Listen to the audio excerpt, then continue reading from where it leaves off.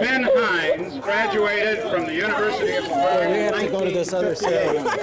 His wife Wanda graduated in 1963. While Ben was here, he served as student body president. Only 4 years on the varsity baseball team, only 4 years on the varsity football. Long list of Ben's accomplishments. It's too bad his transcript doesn't look this good. Ben served on the staff of the University of La Verne from 1960 to 1980. He taught courses here and coached the baseball team. He published several journal articles while serving as a coach and teacher at the University of La Verne. In 1985, he published a book called The Swing's the Thing. He's spoken at over 50 clinics and baseball camps of various kinds across the United States. During the last 13 years as coach at the University of La Verne, Ben Hines' teams won 561 games and lost only 283 games. In 1972, the University of La Verne was the NAIA National Champion team. In 1976, we were second place nationally under Ben Hines' leadership. 1974, 75, and 1977, we took third place in the national playoffs. We won 8 out of 9 SCIAC championships, placed second in the other one. 44 of Ben Hines' players have signed with Major League Baseball teams.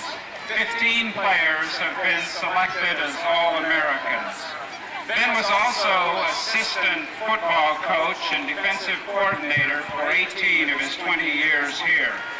During those years, we took a first in SCIAC defense in 1971, fifth in the nation for small colleges for defense in 1971, first in SCIAC defense in 1974. In 1983, after Ben had left the University of La Verne and been at ASU for 2 years, he was hired as California Angels minor league hitting instructor. In 1984, Ben was hired as Seattle Mariners Major League hitting instructor, and from 1985 to the present, he's been a hitting instructor for the 1988 World Championship Los Angeles Dodgers.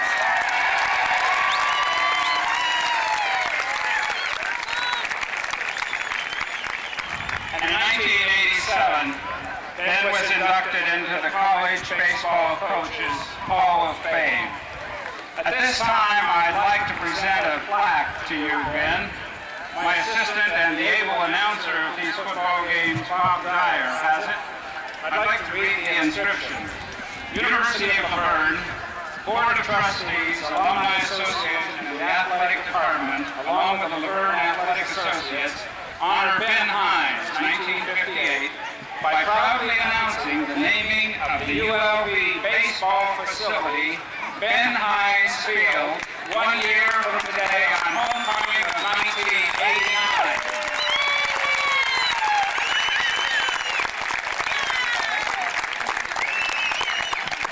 Now, Ben, we know that you and Wanda and your kids worked very hard to create the permanent baseball field. And Nick Diaz, who is president of the La Verne Alumni Association, has a shovel that he thinks may be of help to you as you prepare for next year's dedication of the Ben Hines Field. And I think one of you has a list of the things we want Ben to do on that field. If you could get busy probably tomorrow morning, Ben, you'll have this list completed by the time we dedicate the field. We also have down here, and use the shovel just for dirt, and you know there are other things you can do with that, but we think you got to stay away from that probably. We have down here today Roland Ortmeyer, athletic director of the University of La Verne, and football coach.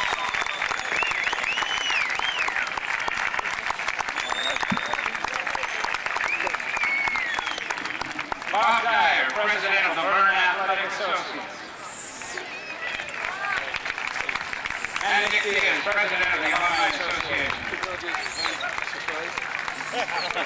Ben, we're very proud of your accomplishments, and we look forward to playing many winning games on the Ben Hines baseball field. Thank you. Well, I'm kind of emotional. Only got 5 minutes. Well, I don't have but Verne meant a hell of a lot to me because it gave me the opportunity to develop the Ben Hines that I am, and the great deal of this family up here.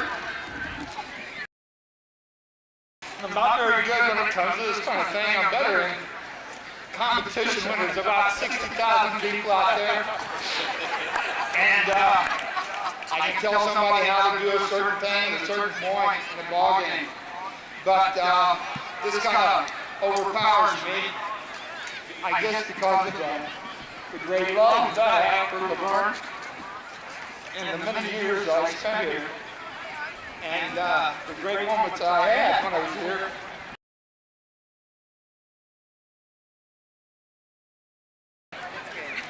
That's it. Thank you very much. Thank you.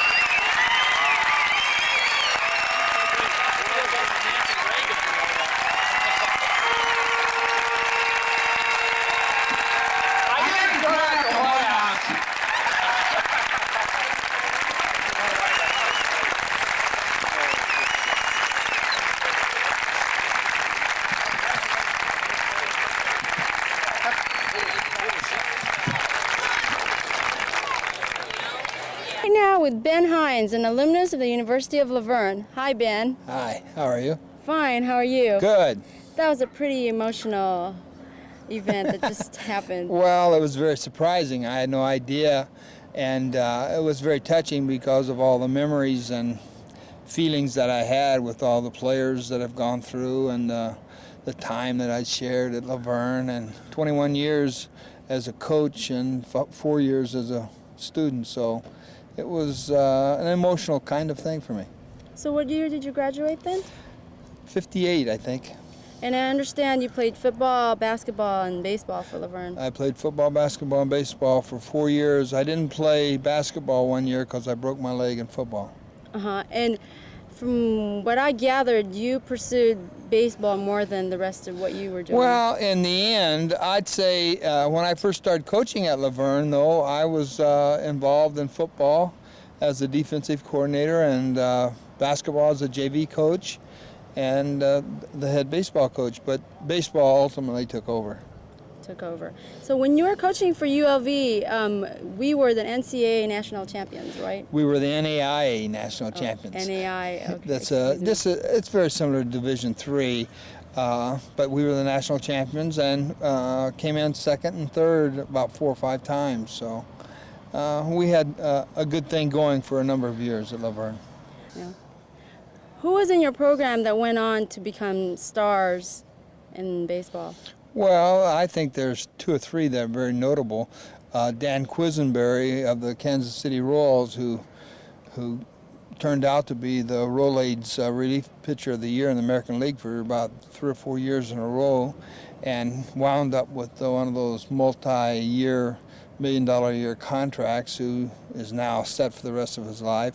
Nick Leva, who is now a coach, the new manager of the Philadelphia Phillies. Danny Graham, who was a star with both Baltimore and Minnesota Twins. Jack Maloof, who is now the hitting instructor with the San Diego Padres. Dave Kripe in the Houston Astro organization, who was manager of the year a couple years in the minor leagues. John Verhoeven, who pitched in the big leagues with the California Angels and who's running a Grand Slam in Santa Ana now. Jim Lentine, who was a star with the Cardinals. There's some that I've mentioned that made to the big leagues, but I can't remember them all right now. How does it feel to have all these great achievements and have all these players pass through you, and how do you feel about it? Well, for me, it's like just after we won the World Series, everybody's been asking me how it's going to feel to wear the ring. And I have 4 national championship rings, 2 NBC and 1 NC2A when I was coaching Arizona State, and 1 from Alaska, and 1 bronze medal and the Cubans beat us in the World Tournament in Italy in 1978. But those kind of things really don't mean a whole lot to me. What means very important to me, and part of the reason I got emotional, I think, today in the dedication was the memory and the thoughts of the involvement that I had with the players and the people and the community, and how much I was really involved and how important it was to me at that time. Those are the kind of memories that are important to me, not so much plaques or awards or things like that. I've got trophies that I don't even know where they're at. But really it's the memories and the sharing and the dedication to the same kind of goal together. It's kind of like what we had on the Dodger team this year. There was an intensity as a group community, a team community that is necessary when you reach heights, and that's what I remember. Is that what brings you back to La Verne?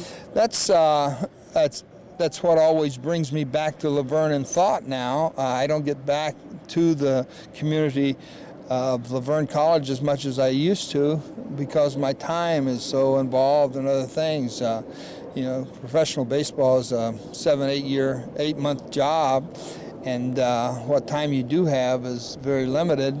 And as you get to that level, you have other responsibilities and things that you're involved with, and so I really don't have as much time as I'd like to have at the La Verne college community as I'd like, but it's just one of the things that happens.